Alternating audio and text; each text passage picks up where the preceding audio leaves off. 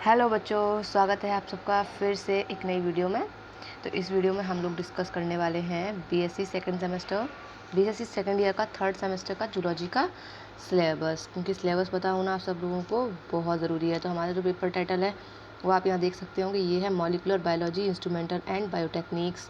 ये आपका थ्योरी का, प्रैक्टिकल का आप सबका अलग अलग होता है, वो आपको आपके कॉलेज से ही पता चल जाएगा। ठीक है, तो बिना किसी टाइम बर्बाद किए ज़रूर जल्दी जल्दी देखते हैं। और इस जितना भी सिलेबस आपको यहाँ अवेलेबल हो रहा है उसके पूरे कंप्लीट नोट्स आप लोगों को इसी चैनल पर अवेलेबल बिल्कुल फ्री में होंगे। ठीक है, उसके लिए आपको कोई एप्लीकेशन डाउनलोड करने की ज़रूरत नहीं है, कुछ भी करने की ज़रूरत नहीं है, इसी चैनल पे आपको नोट्स अवेलेबल हो जाएंगे। ठीक है, तो बिना किसी देरी के जल्द से जल्द चेक कर लेते हैं अपना सिलेबस, क्योंकि नोट्स बनाना और सिलेबस को अच्छे से देखना बहुत ज़रूरी होता है। ठीक है, चलिए नीचे चलते हैं।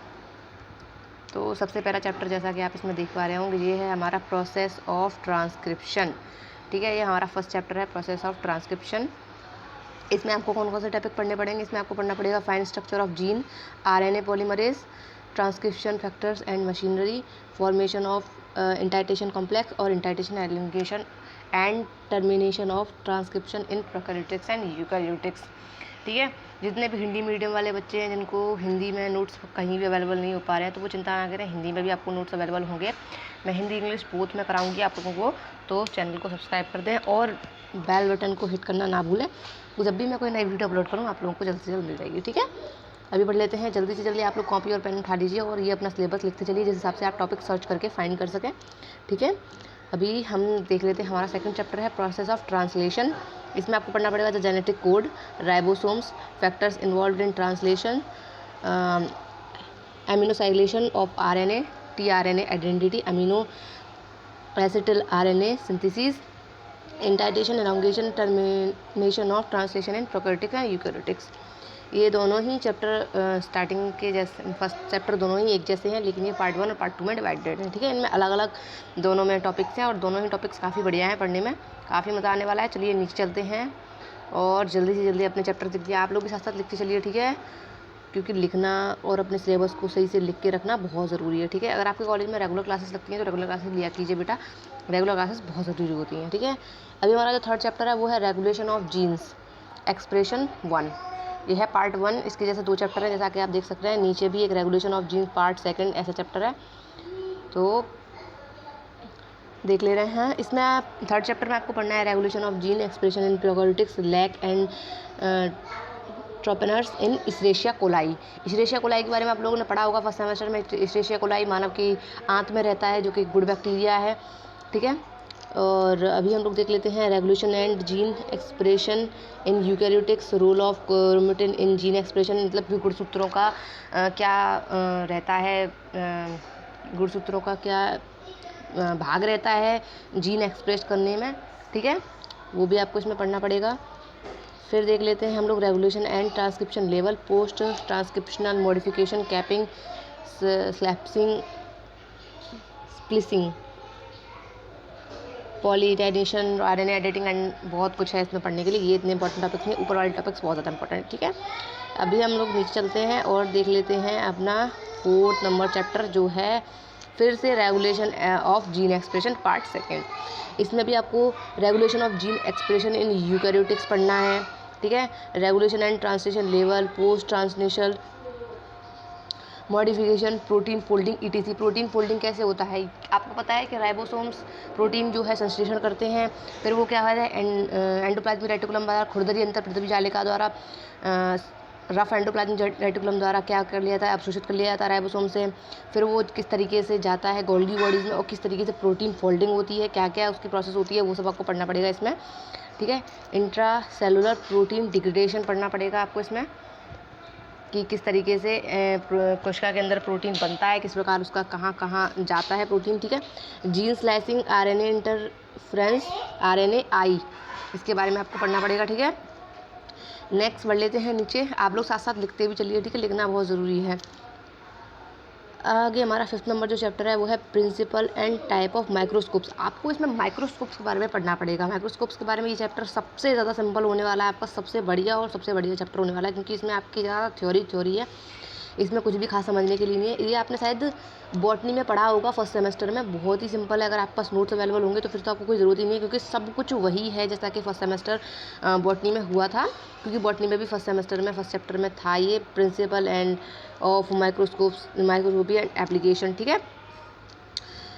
और माइक्रोस्कोप के जो प्रिंसिपल होते हैं, फिर टाइप्स ऑफ माइक्रोस्कोप्स, ये सब आप लोग पढ़े हुए होंगे अगर रेगुलर क्लासेस ली होंगी, नहीं तो आपने वैसे फर्स्ट सेमेस्टर में से पढ़ा होगा, ठीक है। Types of microscopes, light microscope, dark field microscope, और phase contrast microscope, fluorescence microscope, confocal microscope, electron microscope. आपको इसमें पढ़ना पड़ेगा phase contrast microscopy, fluorescence microscopy, confocal microscopy, electron microscopy. ये सारे के सारे आपने ज़्यादातर पढ़े होंगे, आपको थोड़ा बहुत इनके बारे में पढ़ा होगा। तो ये चैप्टर तो सबसे ज़्यादा आपका सिंपल रहने वाला है। अब चल लेते हैं नीचे अपने 6 चैप्टर की तरफ। ये है सेंट्रीफ्यूगेशन एंड क्रोमेटोग्राफी।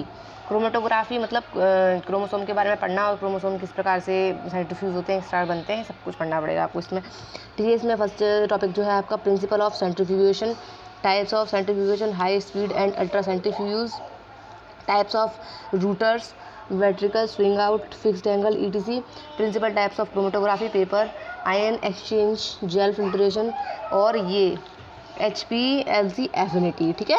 ये सब आपको इसमें पढ़ना पड़ेगा। बहुत अच्छा टॉपिक्स हैं ये सारे सारे।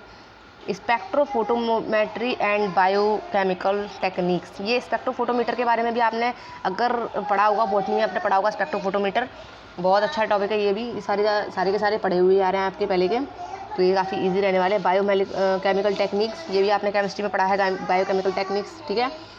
तो इसमें भी आपको देख लेते हैं कौन कौन से टॉपिक आने वाले हैं। इसमें आपके हैं biochemical techniques, measurement of pH preparation, ये बहुत सिंपल है और बहुत बढ़िया टॉपिक्स हैं, बहुत अच्छे हैं। Measurement of pH, preparation of buffers and solutions, ये सब केमिस्ट्री का ही पूरा उठा के रख दिया अगर आपने केमिस्ट्री ढंग से पढ़ी होगी, क्योंकि पिछली बार आपकी केमिस्ट्री का जो टॉपिक था वो था बायोकेमिस्ट्री एंड मेडिसिनल केमिस्ट्री। तो उसमें बायोकेमिकल के बारे में सब कुछ बताया गया था, बहुत ही डिटेल में बताया गया था, बहुत अच्छे से। तो ये सारा का सारा सिलेबस आपके जो फर्स्ट ईयर से ही है वहीं से उठाया गया है, सेकंड सेमेस्टर से, ठीक है। कहीं ना कहीं अलग अलग से जूलॉजी में मिल गया है सारा का सारा। नेक्स्ट देख लेते हैं principle of colorimetry, spectrometer and Beer's Lambert law. ये तो आपने पढ़ा ही होगा 101% बॉटनी में, अगर नहीं पढ़ा तो कोई बात नहीं, मैं इसके नोट्स तो प्रोवाइड करा दूंगी। बहुत बहुत अच्छा लॉ है ये, बियर एंड लैम्बर्ट लॉ जो इन्होंने दिया था, इन्होंने कलरीमीटर का लॉ दिया था।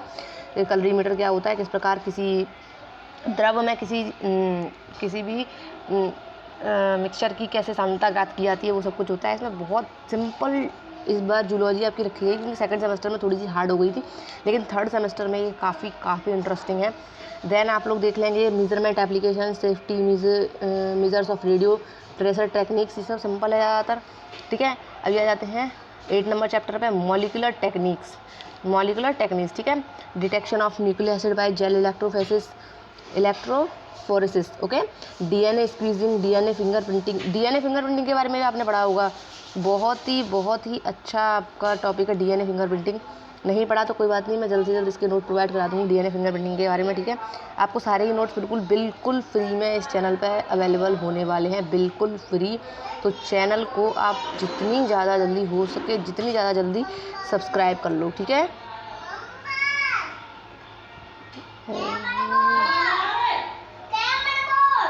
ठीक है, जल्द से जल्द चैनल को सब्सक्राइब कर लो और वीडियो को लाइक भी कर देना, ठीक है। तो आप लोगों को अभी तो मैंने सिलेबस प्रोवाइड करा दिया है, जल्दी मैं इसके नोट्स भी प्रोवाइड करा दूंगी, ठीक है। तो ये थी आपकी आज की वीडियो। इसमें आपको 8 चैप्टर में पढ़ना पड़ेगा, deletion of nucleic acid by gel electrophoresis, DNA squeezing, DNA fingerprinting, RFLP, polymerase chain reaction, PCR, ये सब बहुत सिंपल है। डिटेक्शन ऑफ प्रोटीन्स कैसे डिटेक्ट हुआ, क्योंकि आपको पता है कि हर एक डिफरेंट काम के लिए डिफरेंट टाइप के प्रोटीन्स काम करते हैं, तो कैसे हम पहचान सकते हैं कि ये प्रोटीन इसी कार्य के लिए बना गया है, ठीक है। पेज एलिसा के बारे में भी आपने अगर पढ़ा होगा, फर्स्ट सेमेस्टर में आपने पढ़ा होगा, बहुत सिंपल टेक्निक है, एलिसा एक टेक्निक है, इसके बारे में भी नोट्स प्रोवाइड करा जाएंगे। एंड वेस्टर्न ब्लोटिंग, ठीक है। तो ये आपका ओवरऑल सिलेबस हो गया थर्ड सेमेस्टर का। आई होप आप लोगों को वीडियो अच्छी लगी हो तो लाइक करना वीडियो को, चैनल को सब्सक्राइब करना, और आपका कोई भी फ्रेंड अगर पढ़ रहा हो तो उसको शेयर कर देना और उनसे बोल देना चैनल सब्सक्राइब कर दें, क्योंकि आपको अब इसी चैनल पर जल्द से जल्द, मैं बहुत कोशिश कर रही हूँ क्योंकि मेरे पास थोड़ा टाइम की कमी है, इसलिए मैं जल्द से जल्द आप लोगों को फ्री नोट्स भी अवेलेबल यहाँ पर करा दूँगी, ठीक है। ओके, ख्याल रखिए बच्चों, आप लोग अच्छे से पढ़ाई कीजिए। Good bye.